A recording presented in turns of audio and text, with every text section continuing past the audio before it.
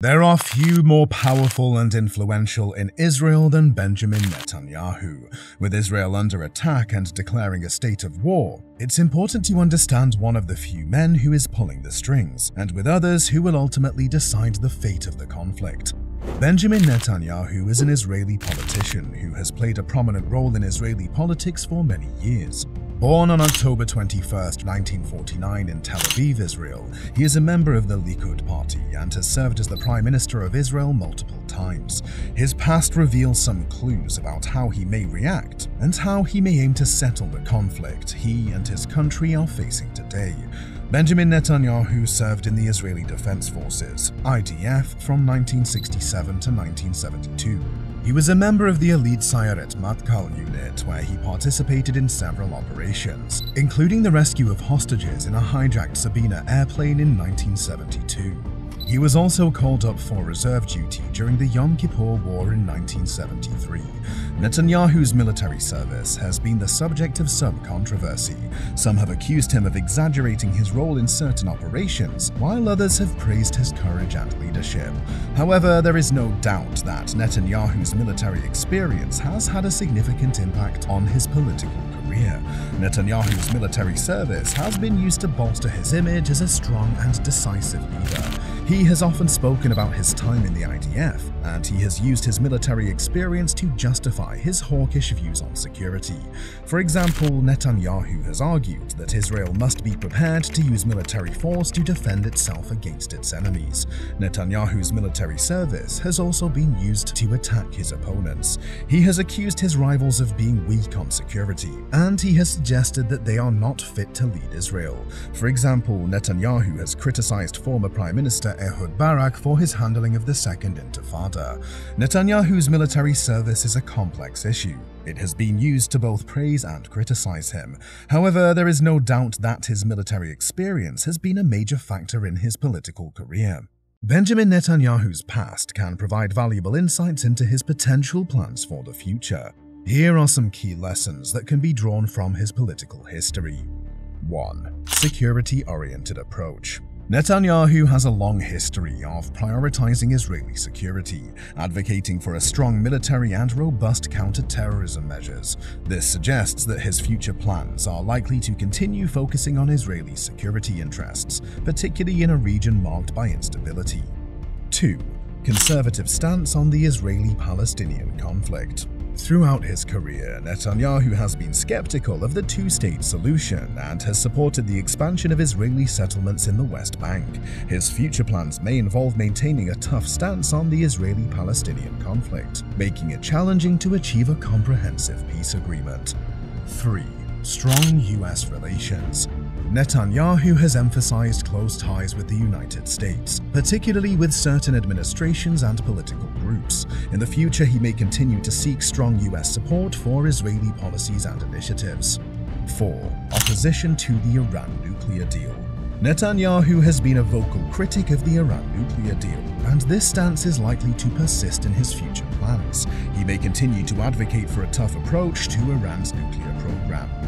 5. Economic reforms. During his tenure, Netanyahu implemented economic reforms that helped boost Israel's economy. His future plans may involve further economic development and innovation initiatives.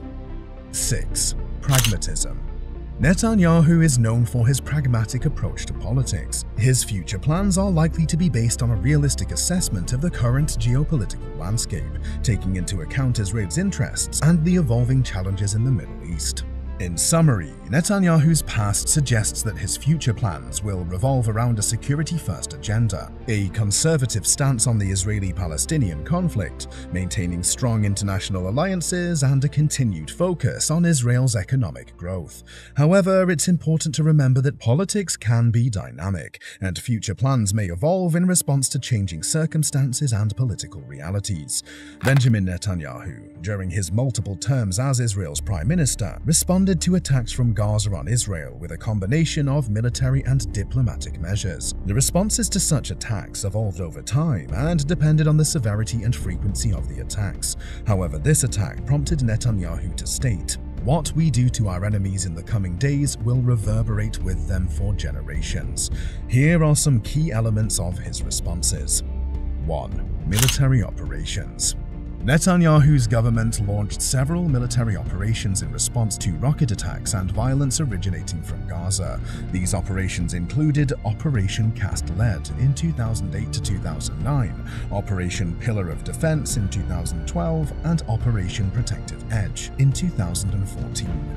These military campaigns aimed to target Hamas militants and infrastructure responsible for launching rockets into Israeli territory.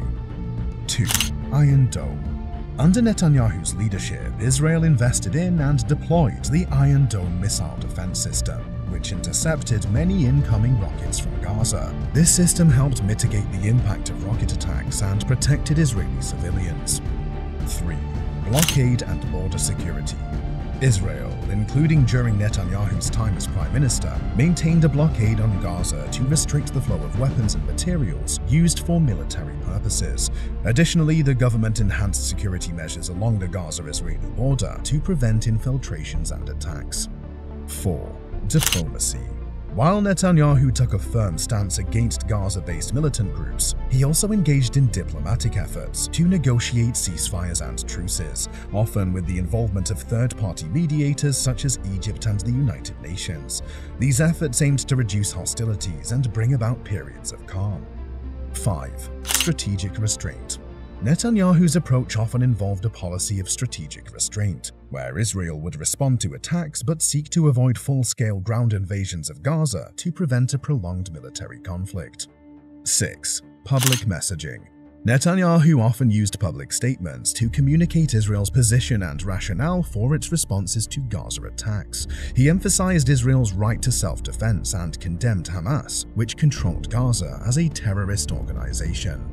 It's important to note that the responses to attacks from Gaza have been a recurring and complex issue for successive Israeli governments, and Netanyahu's approach was not uniform. The situation in Gaza remains a highly sensitive and contentious topic in the Israeli-Palestinian conflict, and the responses to attacks continue to evolve with changing political dynamics and leadership. However, the attack on October 7th was one of, if not the worst in its history.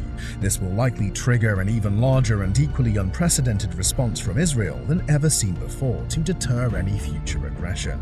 Since Hamas assumed control of the territory in 2007, Israel has maintained a stringent blockade on the Gaza Strip, encompassing extensive restrictions on exports and imports and severely limiting the movement of people in and out of the area. The Israeli defense minister has outlined a three-phase military campaign in Gaza with the aim of establishing a new security reality. The initial phase, currently underway, involves targeting and dismantling Hamas's military infrastructure. The second phase will consist of lower-intensity operations to eliminate pockets of resistance. In the third phase, Israel seeks to shift its responsibilities for Gaza's governance and establish a new security environment for its citizens.